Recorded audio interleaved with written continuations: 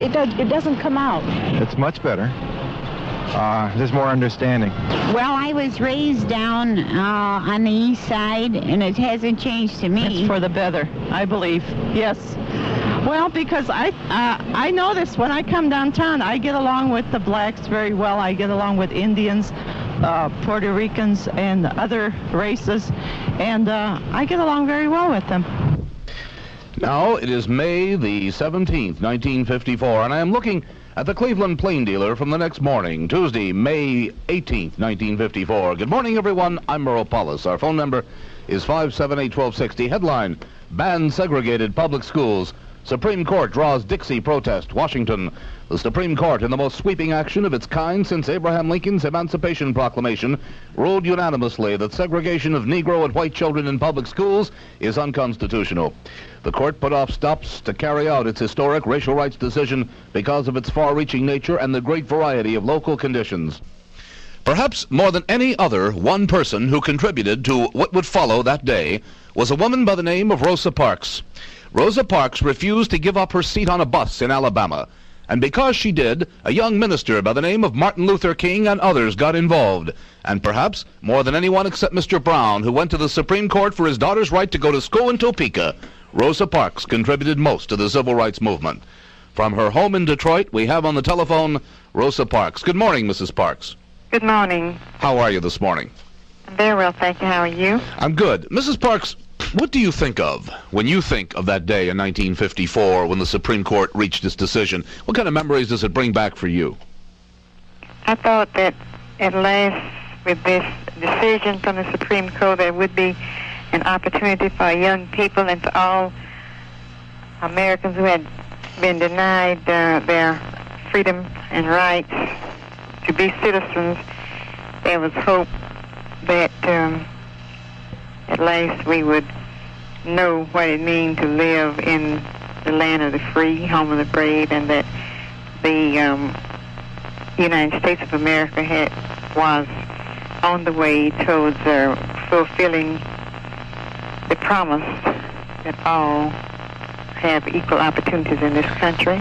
Did you have any idea that day, Mrs. Parks, that day in 1954, that you would become part of the history of the civil rights movement? No, I did not have any thoughts of being in the public eye in the manner in which I was after the arrest, because I hadn't planned to be arrested on the bus. I had been working with the Montgomery branch of the NAACP for a number of years, and with the hope that through this organization that we would eventually, and well, not in a too distant time, but as soon as possible, know the freedom that we had been seeking for so long. Had you planned to not give up your seat on the bus that day in Alabama, or was that a spur-of-the-moment decision, Mrs. Parks? I had not planned to be arrested. I had only planned to go home and take care of whatever matters that I had to do at home. So it was no plan of mine to be arrested at all. You were coming from work, is that correct? Yes, it was. It is. What kind of work were you doing then, Mrs. Parks? I was working as a tailor's assistant in the men's alteration department of a downtown department store in Montgomery. Yes. Okay, and you got on the bus, and the bus, the blacks, the Negroes, had to sit on the back of the bus. Is that correct? Well, there was a line of segregation for blacks to the rear and whites to the front. Right. Now, there were seats in the front, and there weren't seats in the rear. Is that correct?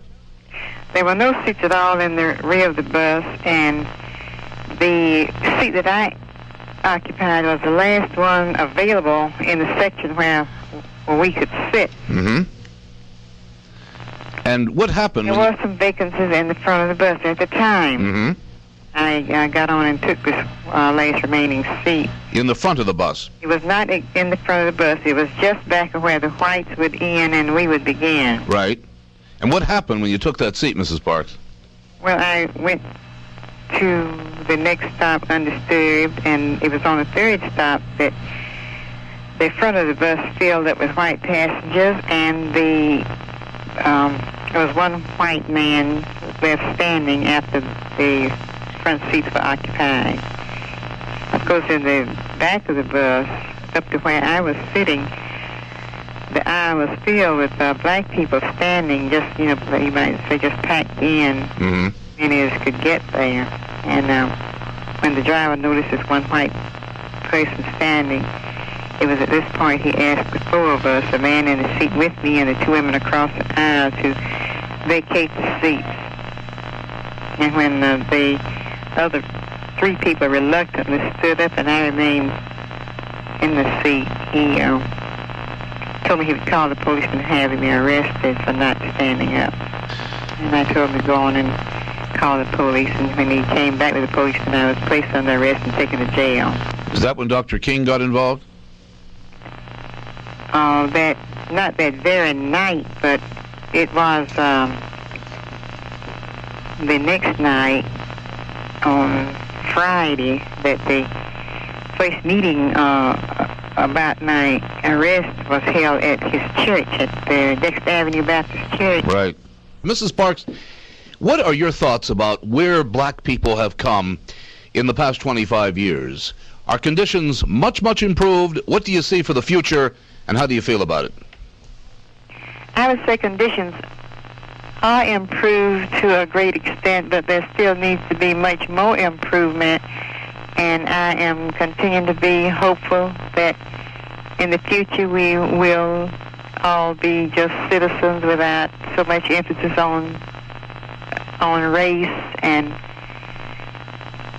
with the continuing appreciation for our history and heritage, that we may be given, we may receive and know the full rights of any citizen.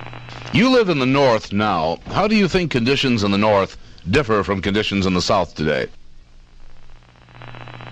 Well, today in the South, we do not see the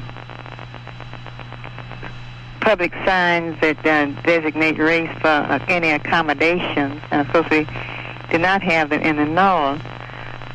But there remain some subtle means, and maybe some not too subtle, of racial discrimination in many areas, especially housing and jobs and other phases of life. However, with the legally enforced racial segregation ending in the South, the prejudices became more concentrated in the North. Many Southern people did come to the North, both blacks and whites, and with them they brought their problems and the prejudices, whatever they had experienced in the South, came with them, and they had to deal with it. Mrs. Parks, how? I appreciate talking to you. I will remember for many years that I had the great opportunity to talk with you. And as a white person and the father of white children, may I thank you for what you did for them, and what you did for me, and what you did for every living human being. I think the world is better because Rosa Parks lives in it. And I hope you have nothing but good luck and a long life ahead of you. I think the United States should all someday, when they read their history books and your name will be in it, say thank you, Rosa Parks, and may I say thank you. Thank you very much. It's been a wonderful interview, and I appreciate very much the way you feel about the action that I took in 1955. Mrs. Parks, God bless you. Thank you. Rosa Parks. She was tired and wouldn't give up her seat on a bus. I think it's changed a lot. It depends upon the individual and the individual idea. If you have, there shouldn't be any, but there is a little, but it's changed a lot in the past 5 years. I don't know. Well, relations are a lot better now, a lot friendlier, more people are more compatible. It's not that good at all. Because they try to change, like you might say hi to them, they don't even want to speak, they throw their head up in the air and walk away from you. I don't have anything to say. I think people understand Yeah, the problems of the different races and the interrelation problems. I do.